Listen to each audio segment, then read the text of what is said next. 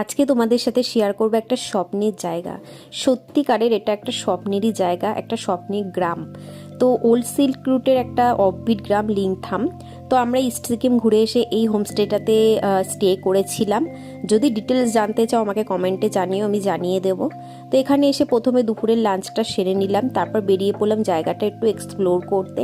সামনেই একটা অনেক স্রোতের নদী বয়ে যাচ্ছে, সেই নদী স্রোতের আওয়াজ কিন্তু হোমস্টে থেকেও পাওয়া যায়। এত সুন্দর জায়গা, সত্যি না গেলে বুঝবে না তোমরা। মানে একদম পুরো সত্যিকারের মনে হচ্ছিল একটা স্বপ্ন দেখছি, এত সুন্দর একটা গ্রাম। তো সন্ধেবেলায় এসে চা আর পকোড়া খেলাম, তারপরে রাত্রিবেলায় ডিনারটা সেরে নিলাম। প্রথম দিনটা একটু মেঘলা ছিল, কিন্তু পরের দিন যখন ঘুম থেকে উঠে বাইরেটা দেখলাম, একদম রৌদ্র উজ্জ্বল আবহাওয়া, খুবই সুন্দর। কিন্তু আজকে এই জায়গাটা আমাদের ছেড়ে যেতে হবে।